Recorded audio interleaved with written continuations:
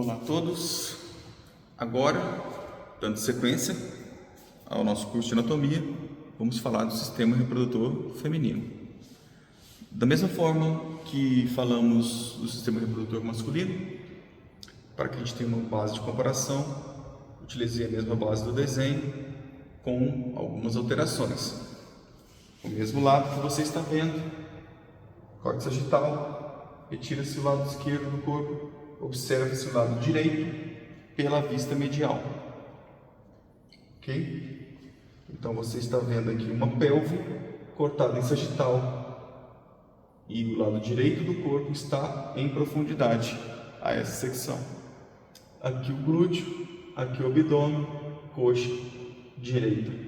Ok? Aqui coluna vertebral, saco, cóccix, pubis.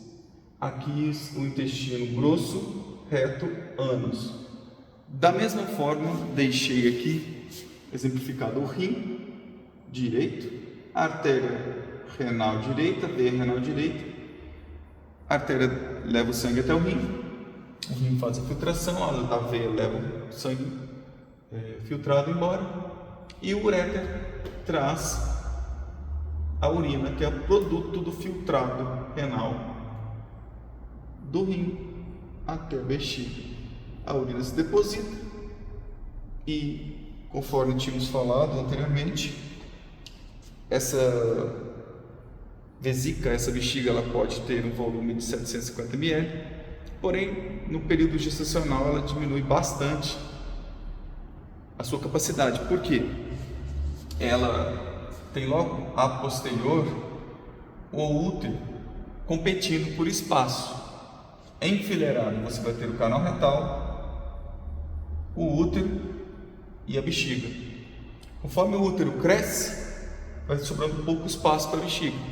E é por isso que quando a gestante começa a ter o crescimento da barriga, do útero, ela vai mais vezes ao banheiro, por uma questão de falta de espaço. Né? Pois bem, está aqui a bexiga.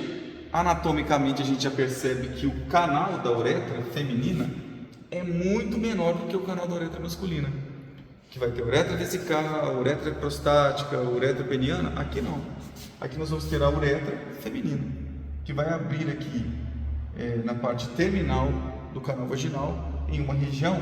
Essa proeminência do canal vaginal é onde abre o ósteo da uretra e ela se chama carina da vagina. É isso mesmo, tem carina lá na traqueia e carina da vagina, essa proeminência ali, né? Nós vamos ter aqui o canal vaginal com as suas ranhuras. As ranhuras servem para quê? Na verdade são dobras de tecido, né, de revestimento, de mucosa, que permitem que a vagina expanda para profundo e para os lados. Óbvio que nós precisamos passar por aqui, não é? Se você não faz um canal, se você não faz um parto cesariana, você vai sair do ventre materno através do canal vaginal. Então, ele tem que ter essa complacência de ceder, né, para a nossa passagem e também para se adaptar ao membro do parceiro sexual. Já imagino que vocês tenham pensado, né? Mas você fez esse canal bem pequenininho. Ele tem uma profundidade de 10 a 12 centímetros, mas ele é complacente, como eu te disse, ele cede, né? E ele pode se adaptar ao membro do parceiro. Então, com o tempo, ocorre essa adaptação. Observe que o ânus, a abertura do ânus, ele é muito próximo, muito próxima da abertura da vagina. Isso aqui é uma questão que pode propiciar nas mulheres uma recorrência maior de infecção de urina do que nos homens, porque no caso a uretra masculina está longe do ânus, né? Então, as bactérias benéficas que estão no intestino, elas são para o intestino, né? As bactérias benéficas da vagina, flora vaginal, elas são diferentes. Então, quando você tem uma contaminação, há um prejuízo. Pode aumentar a acidez Isso pode levar as bactérias boas da vagina perderem a competição e também perderem competição, oportunizando o aparecimento de uma maior quantidade dos fungos que também são comuns dessa região, a Cândida, né? Que tem na maior parte do nosso corpo, né? A Cândida albicans. E na vagina ele vive em equilíbrio com o pH da vagina. Quando há alguma alteração, ele pode crescer mais do que o normal, gerando a candidíase, né? Ah, meu Deus, eu peguei um fungo. Não, ele simplesmente cresceu mais do que ele deveria. É isso, tá? Então você vai ter a parte externa da vagina, que recebe o nome de vulva, o pudendo feminino, né? O pudendo masculino é o pênis. Então nós vamos ter o maior lábio, que é aquele que está externo, que é o grande lábio, e o menor, que é o pequeno lábio. O grande lábio tem uma rima anterior e ele não fecha atrás, né? Ele não fecha, ele mantém aberto atrás. O pequeno lábio ele fecha na frente e atrás, com o nosso rima do nosso olho. O grande lábio não, né? Ele termina atenuando-se nessa região próxima ao ânus. Vai haver também aqui, ó, nessa região chamada vestíbulo. Nós temos o vestíbulo do nariz, o vestíbulo da boca. Seria a parede de revestimento de ósteos do nosso corpo, né? Então na vagina nós também temos o vestíbulo da vagina, é aquela parte inicial, depois que termina o pequeno lábio, começa o vestíbulo da vagina. Então, aquela região ali tem uma glândula chamada glândula vestibular, né, que também auxilia na lubrificação e também na hidratação do tecido daquela região, né? Às vezes ela pode inflamar ou entupir os ductos, né? Então, a glândula vestibular, ela pode às vezes inchar e a pessoa às vezes fica preocupada se é um tumor, uma coisa assim, né? um caroço que aparece, mas na verdade é uma intercorrência relativamente frequente, né? Então às vezes, vez ou outra, você vai ver algum colega, ou então a sua mãe, tia, relatar isso daí. Então é uma questão bastante comum. E esparramado, entre aspas, né? Dispostas, né? Ao longo de todo o revestimento da vagina, do canal vaginal, nós temos várias menores glândulas, né? Como as de Bartholin, as glândulas vestibulares, né? Que vão também lubrificar a vagina. E essa lubrificação é constante, porém aumenta conforme a proximidade do ato sexual ou não, né? Conforme o nível de excitação da pessoa. No fundo da vagina nós temos os recessos, e esses recessos são cérvix vaginais, que terminam nessa calosidade aqui do útero, que tem um ósteo de abertura do útero, né? Então essa calosidade é o colo do útero, é onde que acontece aquele câncer de colo do útero, é naquela região ali no fundo da vagina. E é onde também há uma questão com os espermatozoides interessante que eu vou falar para vocês no final. Observe que o útero ele é pequeno, né? Ele é do tamanho menor do que uma pera, titinho mesmo. E no entanto ele cresce durante a gestação e fica enorme para poder abrigar o corpinho do bebê e todo o líquido, né, todo o desenvolvimento dos anexos embrionários, que são muito importantes para a gestação e são indispensáveis para a gestação. Então, com determinado tempo pós saída do concepto, né, de todo esse material que é peculiar da gestação, o útero ele começa a regredir de tamanho e volta a ter o tamanho semelhante ao original. Então ele também é um órgão complacente, ou seja, ele cede e se adapta à ausência da sua exigência. Então ele volta a ter a sua conformação original. Para lateral, não consegui fazer meio tridimensional, mas pense que esse canalzinho aqui está indo para o lado. né, você tem ali a tuba uterina e associada a ela aqui o ovário, que vai liberar os nossos, vocês meninas no caso, né, ovócitos secundários, os óvulos, né, popularmente conhecidos. Então, para que você saiba, todos os seus óvulos que você libera durante a sua vida já estavam, né, prontos no seu ováriozinho quando você estava na barriguinha da sua mãe durante a gestação. Olha só que interessante, né? Então é como se a sua filha que for nascer esteve dentro da sua barriga, né? E ela era um óvulo seu, não é? Ela estava no seu ovário enquanto ela esteve no seu útero e no seu ovário enquanto você estava na barriga da sua mãe. Ou seja, a sua filha também foi 50% dela, né? Porque ela tem a parte masculina também. 50% da sua filha foi gestada, vamos dizer assim, entre aspas, né? Pela sua avó também, pela avó dela, pela sua mãe. Olha que interessante, né? Sua mãe carregou você e ela, né? Você e os seus óvulos que você já tinha pronto. Conforme a gente vai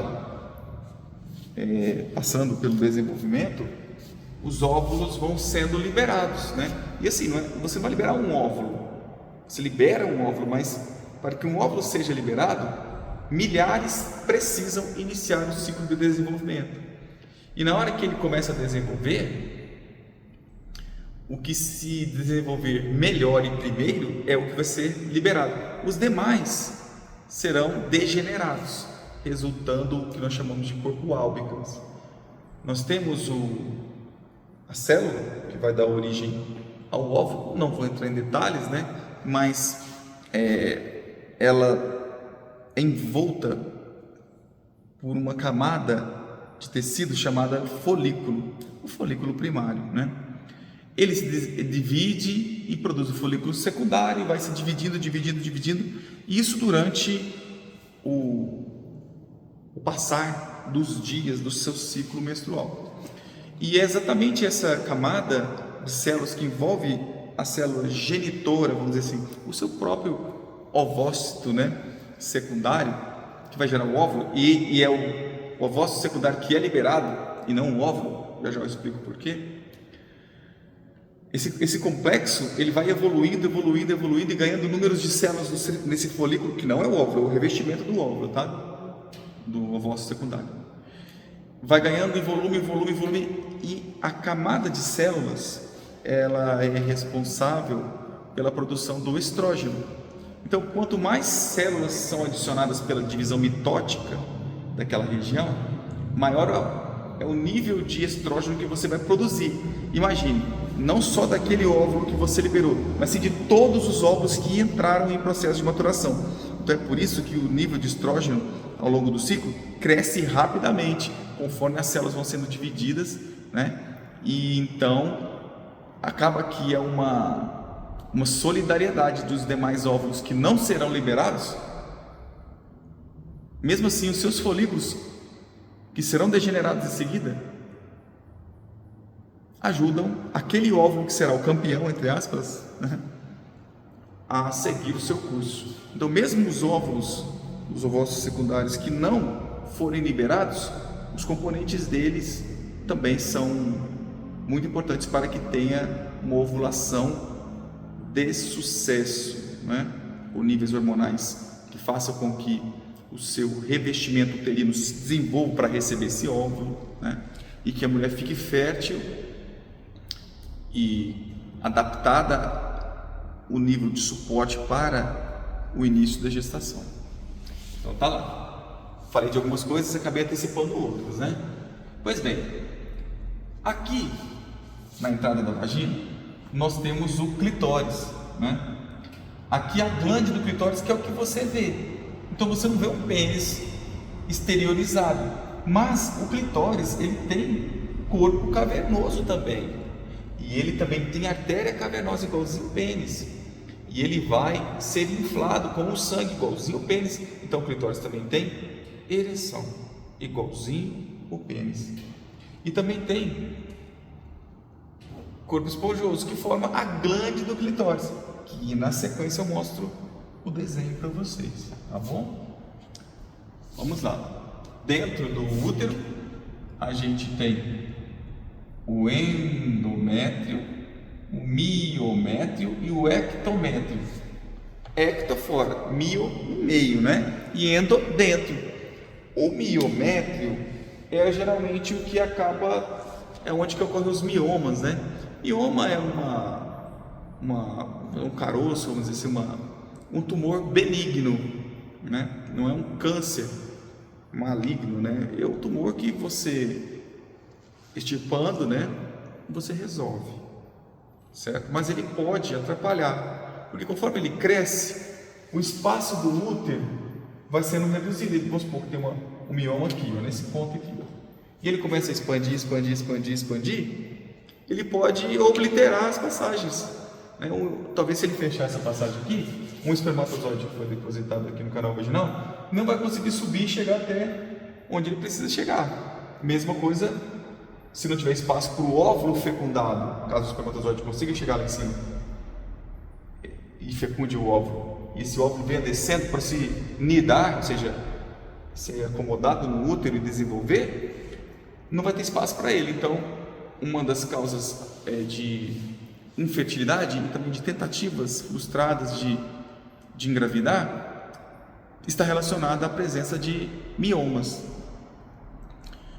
Não é todos os casos, né? Às vezes é por baixa motilidade do espermatozoide, por infertilidade do homem, por incompatibilidade gamética, né? Pode ser também porque a mulher não está ovulando devido à desnutrição ou até por obesidade ou por falta de exercício físico, uma série de coisas que faz com que o eixo hormonal da mulher possa ser alterado. Estresse, traumas, né? Tudo isso interfere, né? Tem mulheres que às vezes ovulam 2 vezes por mês, e tem mulheres que às vezes menstruam de 3 em 3 meses, com 1 ano sem menstruar, né? Por conta de problemas, às vezes hormonais, às vezes psicológicos, às vezes problemas de saúde mesmo. Então, o que eu estou dizendo aqui é apenas um exemplo de um caso, mas que na realidade, para todos os casos, é necessária uma consulta médica para se avaliar direitinho qual é o perfil da pessoa e qual a melhor conduta a ser tomada, ok? Nós aqui estamos apenas investigando a anatomia e batendo um paralelo ali com alguns casos clínicos que é bem legal de a gente analisar. Imagina só agora, ó. Eu vou pegar essa parte aqui, ó, só essa parte aqui, e fazer um corte para você ver o corpo cavernoso do clitóris e a artéria cavernosa chegando até ele. Então você vai ter uma imagem aqui de fora e dessa secção. Vou virar a câmera, só um minutinho.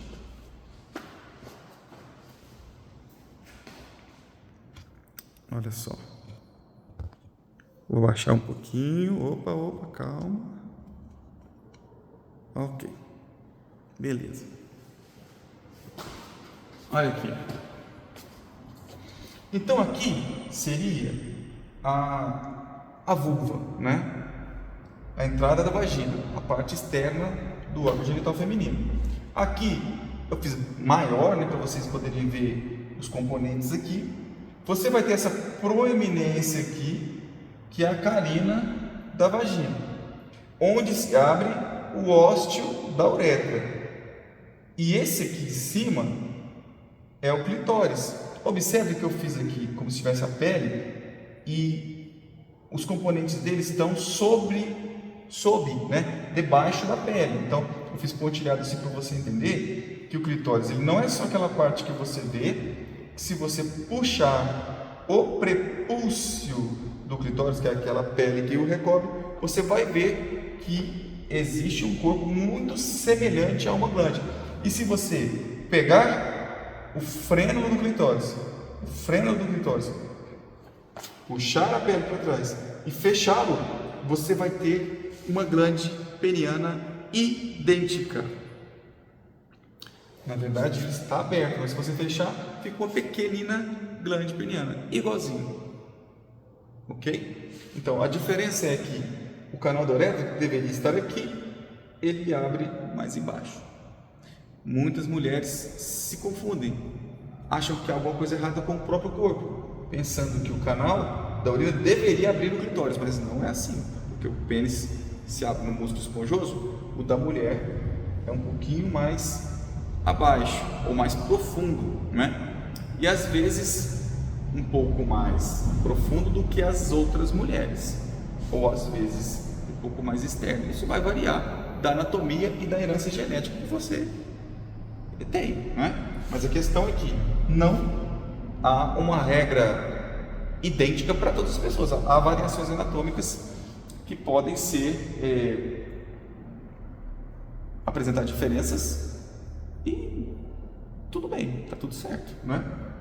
Olha só, o que seriam isso aqui? São dentes, professor? Não, dentes. Desculpa a brincadeira, mas na verdade isso daqui são resquícios do ímen, são as carúnculas imenais.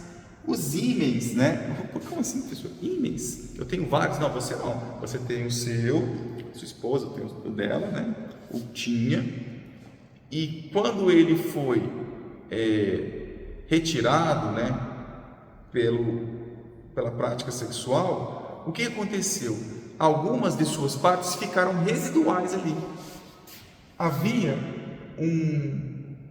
algumas peles, vamos dizer assim, né? Alguns tecidos fechando essa passagem aqui, onde coapta o órgão genital masculino. Na hora que ele passa, ficam apenas os resquícios do ímen. O ímen ele pode ser de várias formas, né? Ele pode, vamos observar aqui a passagem do canal vaginal. Então, ele poderia ter esse formato assim, fenestrado, que é o mais comum, que permite a saída do material do revestimento do útero e o sangue durante a menstruação, mas que também gera uma proteção para esse canal.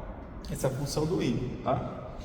Esse aqui é o mais comum, porém existem alguns ímens que são muito mais fechados, né? Então você tem frestas, mas o tecido que fecha é muito maior do que o que está aberto. Então, para esse tipo de ímen, a ruptura ela é um pouco mais difícil e também gera um pouco mais de sangramento do que o normal. Então aí você fala, nossa, na minha primeira experiência sexual ou na minha experiência sexual que tive com a minha companheira, não houve quase sangramento. Será que ela não era virgem? Gente, né? Isso é coisa lá da Idade Média, né, gente? Isso é coisa lá dos países que tratam a mulher como se fosse um animal, né? Uma propriedade. Mas enfim, para acalmar seu coraçãozinho, menina, se você pensa, meu Deus, será que eu rompi isso quando era criança e não vi, porque na minha relação sexual não sangrou nada? O que acontece é que esses ímens podem ser mais finos do que assim. E tem mulher que nasce quase com ele insignificante mesmo. E na hora da relação, o sangue mistura com os fluidos e desaparece. Não aparece. Não parece que foi rompido o ímen. E às vezes precisa, em outros casos, precisa de 2, 3 relações para que o ímen se rompa de forma completa. Então, cada um vai ser de um jeito. E existe até hoje, né? Em alguns países, né?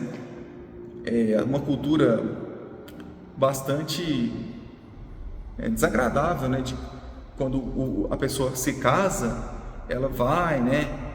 Tem relação sexual no lençol branco, e quando termina o casamento, eles já vão para o quarto, os convidados da festa ficam ali esperando, e aí o marido vai lá e expõe na janela do quarto lá o lençol todo sangrado.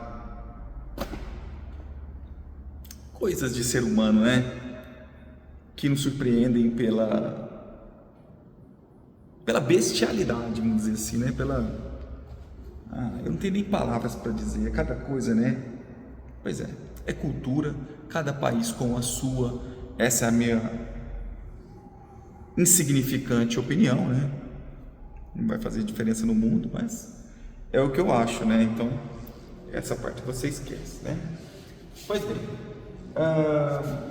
o que é mais importante, com toda certeza, é o entendimento entre o casal, é o que um faz pelo outro, que conquista todos os dias, não é verdade? Isso é o mais importante. Não adianta você querer uma parceira, um parceiro para ser um troféu, para representar o seu status, para adquirir posição social, para galgar degraus a uma condição social mais elevada, porque a pessoa é simplesmente bonita, mas por dentro ela é vazia, né? Porque todos nós vamos ficar velhos também, viu? O dinheiro acaba, a beleza acaba, e aí vai ficar o quê?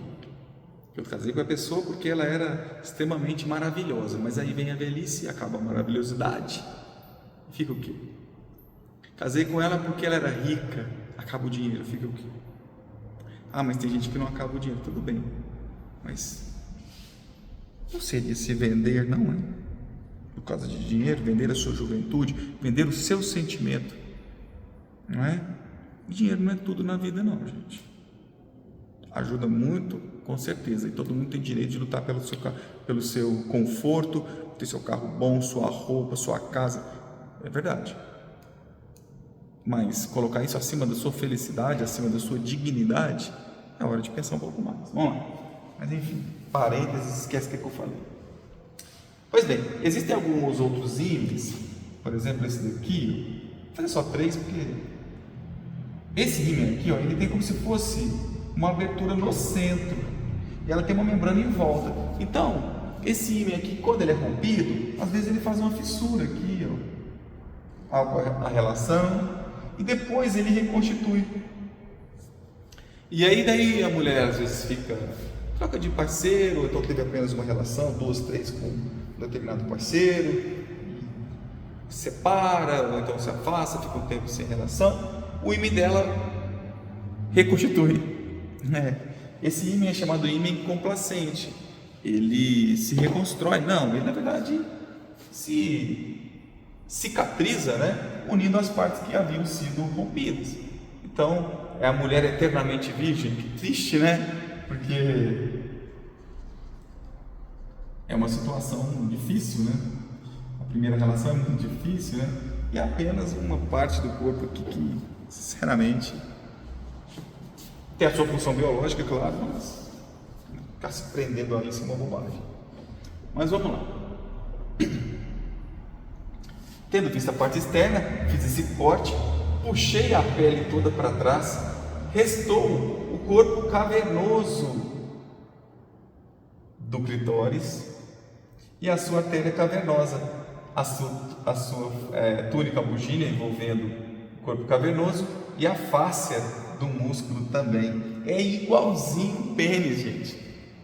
É igualzinho não, né? Mas assim, o pênis ele desenvolve a partir do broto primordial, do mesmo tipo de broto primordial que se desenvolve no clitóris. Então, nada mais justo eles se parecerem, né?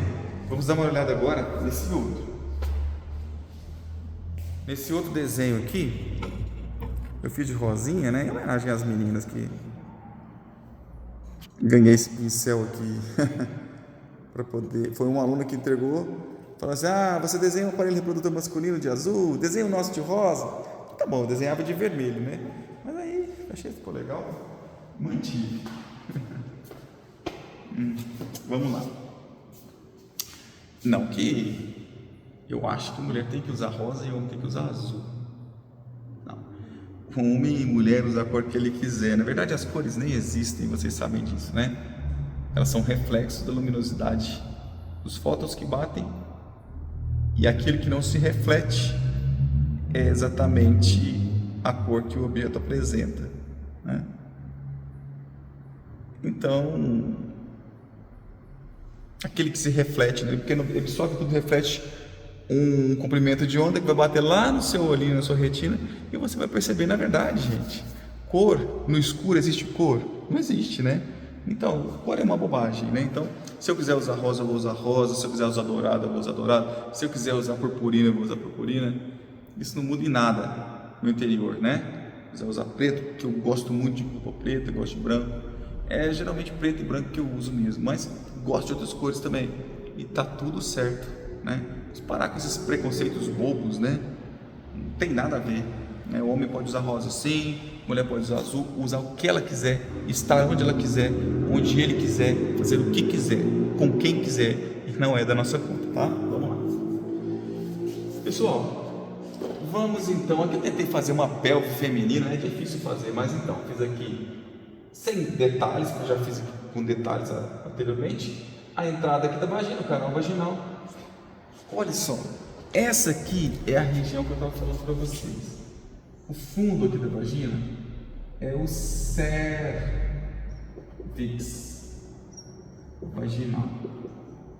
É aqui que é depositado o espermatozoide. Detalhe: recentemente foi descoberto que o espermatozoide depositado ali naquela região, eles não sobem todos pelo útero e vão lá buscar o óvulo, não. Existe um mecanismo de tamponamento, que a vagina, isso é inconsciente, tá? A mulher não fica pensando assim, eu vou fazer isso agora, não. É um mecanismo automático que a vagina libera uma substância, um muco, ela torna o muco um pouco mais espesso e permite que alguns espermatozoides subam e que outros não, e eles ficam meio que retidos nessa densidade, nessa região do cérvix. Fica um espermatozoide ali.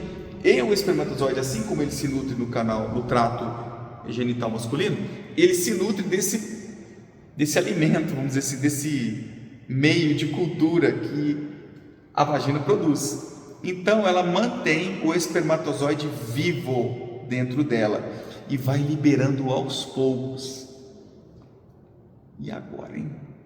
Eu estava fazendo a tabelinha, sabe?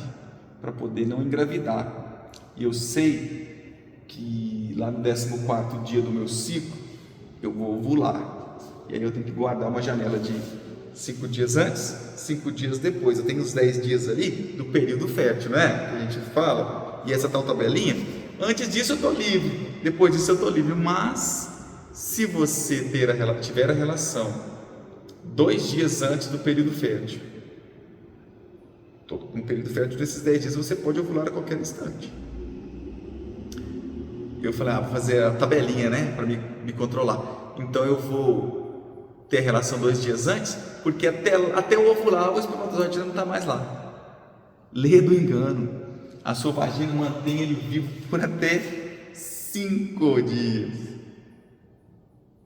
E aí? 72 horas, ó, garantido, viu? E ela vai liberando ele aos poucos, aos poucos, aos poucos. Essa eu tenho certeza que você não sabia. Então, gente, assim como eu falei do coito interrompido como método contraceptivo no vídeo dos homens,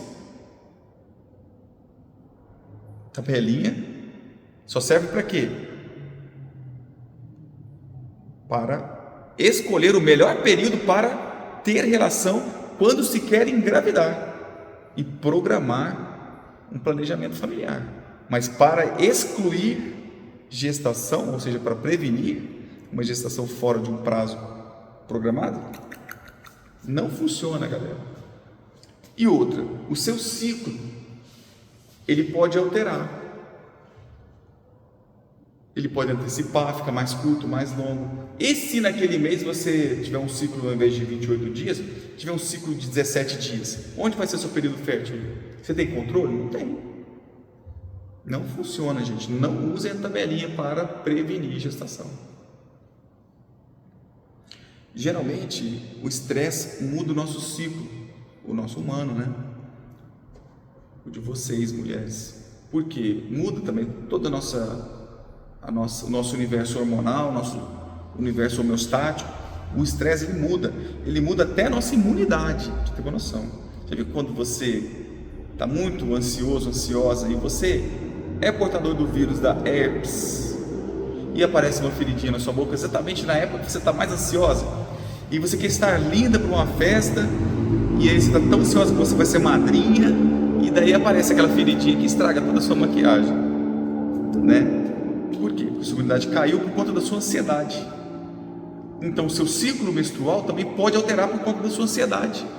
Então, tabelinha, gente, ó, furada, tá? Esquece, não funciona. Lembra que os folículos envolvendo o seu ovócito secundário, o seu óvulo, vão aumentando de tamanho e aumentando a produção de estrógeno?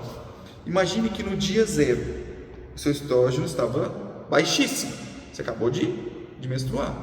Ele começa a aumentar o seu endométrio, que é a parte interna do seu útero, começa a crescer, ficar vistoso, novos vasos começam a se ramificar, fica ali, né? Fica um hotel 5 estrelas. Na hora que dá lá no 14º dia, gente, é uma explosão de estrógeno. E nesse pico de estrógeno que tem, ocorre a ovulação. Aí de repente o estrógeno cai de uma vez. Se não houver a fecundação, essa queda do estrógeno faz com que todo aquele investimento no seu endométrio comece a ruir, como se ele desmanchasse. Porque o que sustenta ele é o estrógeno. Não fecundou e também. Para que eu vou manter isso daqui, né? Todo esse investimento. Então o corpo troca, porque o óvulo ele é muito exigente. Ele precisa sempre, todo mês, de um revestimento novo. Então todo mês você vai perder esse revestimento. E é por isso que sangra. E é por isso que sangra e sai alguns pedacinhos. De quê? De tecido, né? Então, observe. Então é a variação do estrógeno que faz a ovular? Sim. Pensando nisso, o cientista falou assim: se eu der uma quantidade de estrógeno diário para uma mulher, no dia 1 eu vou dar 10, vou falar uma unidade redonda para você entender, 10, no dia 2, 10, no dia 3, 10, no dia 4, 10, lá no dia 28 está com 10. Para iniciar a diferenciação do folículo, existem receptores espalhados por todo o corpo, tá? Mas nas células do ovário também, em algumas outras regiões, existem receptores que vão lendo a quantidade de estrógeno que está presente. Quando o estrógeno está baixíssimo no fim do ciclo, ele pensa assim: opa, está na hora de eu começar a produzir, né? E aí o folículo começa a se diferenciar, começa a crescer, desenvolver, e é esse gatilho da ausência de estrógeno que faz com que ele comece a desenvolver. Mas se eu estou tomando uma quantidade bem acima, esses receptores, que é a pílula do contraceptivo diário, eu tomo lá 10, 10, 10, 10, em hora nenhuma vai ter 0. Em hora nenhuma os folículos vão iniciar a expansão, a divisão celular para começar a produzir. Porque pensar, já tem estrógeno, porque eu vou produzir? Então, eu não ovulo nunca. Eu, ser humano. Eu não ovulo mesmo nunca. Mas enfim, as mulheres humanas e as mulheres mamíferas e outras não mamíferas, que na verdade são as fêmeas, né, de outras espécies, também seguem mais ou menos o mesmo proceder, né, o mesmo desenvolvimento. Então o que acontece? Você toma lá direitinho a sua cartelinha, todo dia certo? Ou o nível hormonal seu de estrógeno retinho. Aí você foi para a praia e esqueceu sua cartelinha em casa. Daí a sua amiguinha tomava um hormônio também tomava um anticoncepcional, assim como você, e vocês estão ali, né, com seus respectivos companheiros, querem aproveitar, né, da estadia lá no hotel, né? Então o que acontece? Você fala para sua amiga: esqueci meu anticoncepcional, o que eu faço? Mas toma do meu. Só que são marcas diferentes, tá? O que acontece? O nível de estrógeno de um contraceptivo é diferente do nível do outro. No que faz esse pico, pode ser que você ovule. E aí você ovula tomando anticoncepcional. E aí? Mas eu engravidei tomando anticoncepcional. Engravidou tomando errado. O que você fez? Não tomei da minha amiga não, tomei foi o meu. mas aí porque eu faltei 2 dias sem tomar. O nível não estava assim? Caiu o nível. Ficou 2 dias sem tomar. Ficou no 0. Começou, aí evoluiu. Deu um pico. Você tomou 2 no outro dia para compensar. Ovulou. Voltou para o nível. Então, olha, vamos conversar aqui, meninas, ó. Esqueceu de tomar naquele mês, aconteceu alguma coisa, usa preservativo até o fim do mês. Não vai te matar não, tá? Você aguenta. Às vezes você fica sem um tempão, né? Você ficou sem tanto tempo. Aguenta ali até o fim do mês com preservativo, se você não quer ter uma surpresa. Foi claro. Outra coisa. Nossa, conheci o príncipe encantado, o homem da minha vida. Agora nós vamos ter relação sem camisinha. Beleza. Vai começar a tomar anticoncepcional? Pronto. 3 meses para você ter segurança. Até o seu corpo adaptar. Ah, tomei o anticoncepcional hoje, semana que vem já vou mandar ver. Vai engravidar tomando anticoncepcional. Porque você está tomando errado. Tem que esperar o medicamento fazer o efeito necessário. Daí depois você está com o nível de segurança adequado. E que não é 100%. Entenda que é altíssimo. A confiabilidade do anticoncepcional é altíssima. E outra, você não vai engravidar de alguém que você não desejou, né? Porque quando você escolhe alguém para ter uma relação, é no mínimo alguém que seja importante para você, não é? Ou você não dá valor à coisa mais importante que você tem, que é o seu corpo, né? Pensa um pouquinho, né? Não entregue o seu melhor tesouro, a sua saúde, a qualquer pessoa. Pessoas que você desconhece, se arriscar. Isso também faz com que você possa se expor a outras doenças, né? Que é bastante conhecido e que eu estou aqui chovendo no molhado, né? Então pense bem.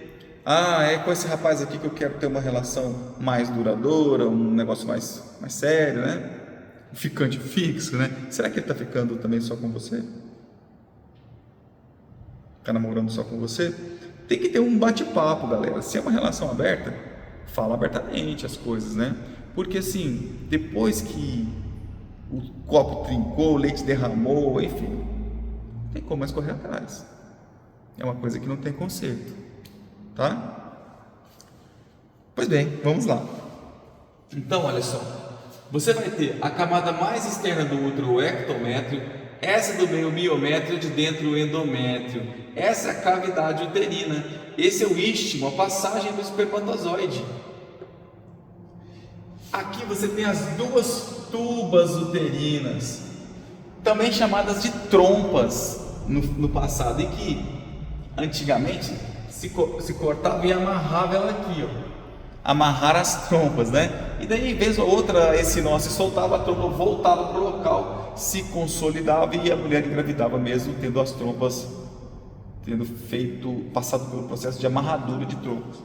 Hoje se faz a laqueadura de trompas, né? Você corta aqui e aqui, então você retira aquele espaço para evitar, de fato, que aconteça algo indesejado. Mas aí a mulher continua ovulando? Sim. Se ela arrepender, ela pode ter filho no futuro? Pode. Ela pode tentar reverter? Pode tentar, mas não é garantia de sucesso. Mas ela pode ter o filho puncionando os óvulos do seu ovário e fazendo uma fecundação in vitro. Ou então, uma fecundação artificial, né? uma relação com a implantação desses óvulos já fecundados, né? Então, é uma técnica que os óvulos se coleta o espermatozoide, se coleta o óvulo e implanta já o embrião fecundado lá no útero no dia certinho. Então é bem interessante. Mas eu penso o seguinte: se eu tenho problemas aqui na minha tuba, tem gente que tem essa tuba, o canalzinho de passagem ali muito estreitinho, e às vezes não passa, às vezes é obliterado, então ela está ovulando, tem um ciclo normal, mas o óvulo não consegue passar para cá, nem o espermatozoide passar para lá. Aí ela fala assim, não. Aí a pessoa abre mão do sonho, porque acha que não vai ser algo natural. E aí cai até naquela questão, né, de falar que, Deus não quis que eu engravidasse. Deus quer que você morre? Porque se você for agir naturalmente na sua vida, toda doença que você pegar, você não vai tratar, porque é a vontade de Deus. A ciência, a medicina, os remédios, as cirurgias são para manter nossa vida também, não é? Sim, e por que não elas não podem ser para gerar uma vida? Eu não posso vir aqui tirar um mioma para liberar um espaço do meu útero para eu conseguir ter uma gestação? Claro que posso. Ah, mas aí eu estou brincando de Deus. Não, não é brincando de Deus. Quem que faz a medicina? Não é o Filho de Deus? Deus não permitiu que o homem desenvolvesse as ciências e expandisse dentro da ciência. Se Deus é se Deus é criador do homem e as ciências desenvolveram com o homem, as ciências são de Deus. Salvar uma vida, dar origem a uma vida, a um filho que você vai amar muito, não pode ser uma obra de Deus só porque foi feita no in vitro? Claro que pode, sim. Deus abençoa todos os seus filhos. Então, na minha opinião, né? Aí já é minha opinião também, né? Vocês entendem, né? Mas você tirar um tumor, tirar esse útero aqui, porque você está com um tumor para você salvar a sua vida, qual que é a diferença de você tirar um mioma para você liberar espaço para o seu bebê crescer ali? Qual que é a diferença de você pegar seu óvulo, que você nunca ia conseguir ter uma gestação normal, suponhamos, e juntar com os espermatozoides do seu marido e colocar aqui o DNA de vocês dois para gerar o sonho da vida de vocês? Por que não? Pensa bem, né? Então, a ciência, a medicina, ela é uma dádiva de Deus para o homem. Deus ajuda os seus filhos através dos seus próprios filhos. É uma coisa que eu guardo no fundo do meu coração. É uma coisa que eu acho muito importante a gente guardar com a gente, sabe? Então pensa nisso. Vamos lá. Nós temos 2 ovários, né? Às vezes a mulher libera, aliás, às vezes não, né? Em geral a mulher libera um óvulo de um dos lados. Às vezes no meio do ciclo ali você sente uma dorzinha no flanco assim. Pode ser que você está ovulando, tá? Para quem está planejando ter filho, esse é um bom momento de ter uma relação. Se é a sua vontade, né? Claro. Se não, é melhor não ter, né? Então, mas eventualmente uma mulher pode liberar um óvulo de cada ovário. Então, se ela liberar um óvulo desse ovário, essas fímbrias, essas estruturas aqui, esse óvulo é liberado aqui no espaço, na cavidade abdominal, e elas pescam esse óvulo. Olha que interessante, é muito massa, né?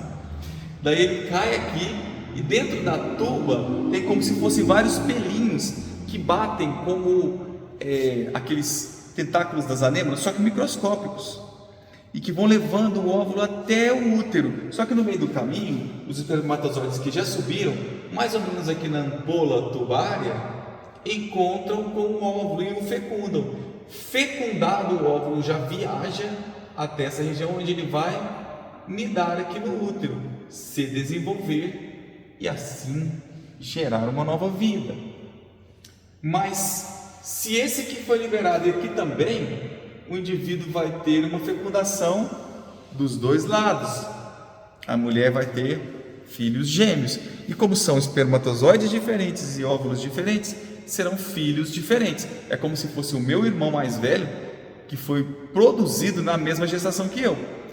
As mesmas diferenças que eu tenho com ele, estrutural, física, de aparência, enfim, serão as mesmas, só que nós vamos ter a mesma idade e mesmo tempo gestacional. Vamos ter o mesmo evento reprodutivo. Somos os gêmeos dizigóticos, ou seja, eu tenho 2 zigotos diferentes. Zigoto é o produto da fecundação entre espermatozoide e óvulo. Os monozigóticos, os gêmeos idênticos, surgem quando um espermatozoide fecunda um óvulo e na primeira divisão, chamada clivagem, onde uma célula dá origem a 2 e elas ficam presas, depois dá origem a 4, 16, 32 e vai, até gerar um complexo de células gigantesco que vai começar a se dividir, se dividir e se diferenciar para gerar os anexos embrionários e também o corpinho do bebê lá na frente. Suponhamos que essa primeira clivagem, ao invés de ficar presa, ela separa. Então aqui vai começar a dividir a segunda clivagem, a terceira clivagem, e vai gerar um complexo celular enorme de cá, que vai gerar os anexos embrionários mais o bebê. e de cá também. Só que as células primordiais que geraram esse zigoto que foi partido ao meio, na verdade um é clone do outro. Então o bebê vai ser um clone do outro, ou seja, gêmeos idênticos. Aí nesse caso vai ser menino e menino, ou menina e menina, nunca sexos diferentes, porque daí no caso são genes diferentes, então não pode, né? Então são clones, são cópias idênticas, tem que ser igualzinho. Tranquilo, minha gente, por enquanto? Olha aí, ó. Esse foi o aparelho reprodutor feminino, né? É muito bonito. Aliás, a anatomia é bonita em geral, né? Mas o aparelho reprodutor feminino daria para a gente dar aulas e aulas sobre ele. Muito mais complexo do que o masculino. Não estou puxando o saco das mulheres, não, mas realmente é onde a gente viveu, né? Ali por 10 meses. 10? Sim, porque a gente começa a contar do período da última ovulação, da última menstruação. Daí, se você for fechar 40 semanas, né? E se você considerar que cada mês tem 4 semanas, dá 10 meses de gestação, né? Então, fala-se 9 meses, né? Mas atualmente tem se falado 10 meses. Nós vivemos nesse vaso uterino, né? Nesse ambiente gerador de oportunidades de vida. Então é o local mais nobre do corpo que a gente pode, nós viventes, podemos reverenciar, né? Então, valorize a sua estrutura, mulheres potenciais genitoras ou não, se você não desejar, porque você carrega um tesouro dentro de você, né? E é isso. Satisfação estar com vocês mais uma vez. Em breve a gente se encontra novamente.